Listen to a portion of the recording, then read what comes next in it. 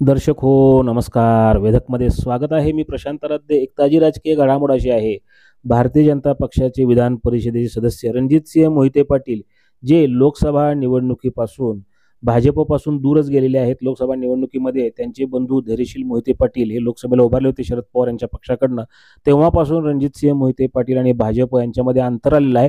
आणि आता विधानसभेच्या निवडणुका झाल्यानंतर भारतीय जनता पक्षाने रणजितसिंह मोहिते पाटील यांना पक्षशिस्त भंग करण्याचं कृत्य केल्याचं निदर्शनास आल्यामुळे कारणे दाखवा नोटीस 16 डिसेंबर रोजी म्हणजे काल बजावलेली आहे. भारतीय जनता पार्टीचे जबाबदार प्रतिनिधी असूनही पक्षशिस्त भंग करणारे कृत्य वारंवार केल्याचे निदर्शनास आल्याने आपणास कारणे दाखवा नोटीस बजावण्यात येत आहे.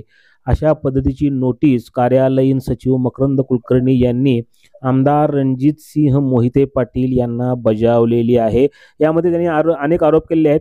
देशाचे पंतप्रधान नरेंद्र मोदी, मुख्यमंत्री देवेंद्र फडणवीस तसेच नितीन गडकरी यांच्या सभा माळशिरसमध्ये झाल्या. या कार्यक्रमांना रणजितसिंह मोहिते पाटील अनुपस्थित राहिले होते.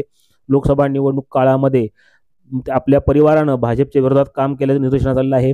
पत्रकार परिषदेमध्ये आपल्या परिवारातील सदस्यांनी भाजपच्या माढा आणि सोलापूर लोकसभेच्या जागा पाडण्यासंदर्भामध्ये जाहीर वक्तव्य केली आहेत. अशा पद्धतीचं या नोटिसीमध्ये नमूद करण्यात आलेलं आहे. जे मोहिते पाटील कुटुंब जे धैर्यशील मोहिते पाटील यांच्या प्रचारामध्ये होतं याचाही मुद्दा त्याच्यामध्ये त्यांनी घेतलेला आहे. याचबरोबर आपल्या कार्यकर्त्यांनी लोकसभा निवडणुकीदरम्यान भाजपच्या बूथ प्रमुखांना धमकावणे, पोलिंग एजंट मिळवून देणे असे प्रकार केल्याचे निदर्शनास आले आहे असं या नोटिसात म्हटलं आहे. याचबरोबर लोकसभा निवडणुकीत मतदानाच्या दिवशी राष्ट्रवादी शरदचंद्र पवार गटाच्या उमेदवाराची गळाभेट घेऊन माढा लोकसभा मतदारसंघातील जनतेला भाजप विरोधी मतदान करण्याला प्रवृत्त केल्याचं निदर्शनास आलं आहे. विधानसभा निवडणुकीमध्ये आपल्या परिवारातील सदस्यांनी राष्ट्रवादी शरदचंद्र पवार गटाचे मफलर गळ्यात घालून भाजप विरोधी काम केल्याचे दिसून आले. महायुती सरकारने ज्या शंकर सहकारी साखर कारखान्यात आर्थिक मदत केली त्याच कारखान्यात चिटबॉयकडून आपण राष्ट्रवादी शरदचंद्र पवार गटाचा प्रचार केला. तसेच कारखान्याच्या सिव्हिल विभागातील कर्मचाऱ्यांकडून सदाशिवनगर येथील रहिवाशांना घरोघरी जाऊन राष्ट्रवादीच्या उमेदवारास मतदान करण्यास भाग पडल्याचे निदर्शनास आले आहे. पोलिंग एजंटला आपल्या कार्यकर्त्यांकडून मारहाण झाल्याचे दिसून आले. असे याच्यामध्ये अनेक गोष्टी नमूद करण्यात आल्या त्या नोटिसीमध्ये. आणि आता रणजितसिंह मोहिते पाटील जे आमदार आहेत विधान परिषदेचे भारतीय जनता पक्षाचे त्यांना भाजपनं कारणे दाखवा नोटीस बजावलेली आहे. लोकसभा निवडणुकीपासूनच रणजितसिंह मोहिते पाटील हे भाजपपासून दूर गेलेले आहेत.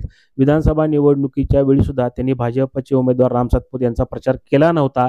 आणि यानंतर मात्र राज्यामध्ये महायुती सरकार आलं तेव्हा त्यांनी चंद्रशेखर बावनकुळे जे भाजपचे प्रदेशाध्यक्ष त्यांची भेट घेतली. याचबरोबर ते अनेक बैठकांनाही भाजपच्या हजर होते. त्यामुळं भारतीय जनता पक्षामध्ये संभ्रमावस्था होती. माजी आमदार राम सातपुते, गोपीचंद पडळकर या सगळ्यांनी रणजितसिंह मोहिते पाटील यांच्यावर टीकेची झोड उठवली होती आणि पक्षाकडे मागणी केली होती की रणजितसिंह मोहिते पाटील यांची पक्षातून हकालपट्टी करावी. आता भारतीय जनता पक्षाने राज्यामध्ये महायुती सरकार आल्यानंतर रणजितसिंह मोहिते पाटील यांच्यावर कारवाई करण्यास सुरुवात केल्याचं दिसत आहे.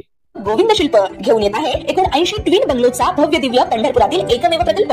आमच्या प्रकल्पाची वैशिष्ट्ये मनाला शांती देणारं महादेवाचं मंदिर, मुख्य रस्ता सुमारे 30 फुटांचा, अंतर्गत रस्ता सुमारे 20 फुटांचा, ग्रामपंचायत योजनेचा प्रत्येक बंगलोजला स्वतंत्र नळ, सांडपाण्याची सुरक्षित विल्हेवाट, सर्व टाइल्स ग्लॉसी आणि नामांकित कंपनीच्या, सर्व स्टेअर, खिडक्या, चौकटी सुपर ब्लॅक ग्रेनाइट, दोन्ही अटॅच बाथरूम पूर्णपणे टाइल्स, पंतप्रधान हर घर नळ योजना पूर्णत्वाकडे, bathroom, basin, kitchen, CP fittings हे जगवार कंपनीचे, स्टील वर्क पूर्णपणे जिंदाल कंपनीचे, 1000 लिटर पाण्याची टाकी, 150 लिटर सोलर वॉटर हीटर सोबत वॉटर प्युरिफायर, प्रत्येक बंगलोजला स्वतंत्र पार्किंग, दर्शनीय भाग पूर्णपणे डॅटो टाइल्स, टाटा प्रवेश कंपनीचे आकर्षक भक्कम दरवाजा, फुटी उंचीचे सुरक्षित कंपाऊंड. मग विचार काय करताय? गोविंद शिल्प, पत्ता गट नंबर 95, हॉटेल अंगण शेजारी, टाकळी रोड, पंढरपूर.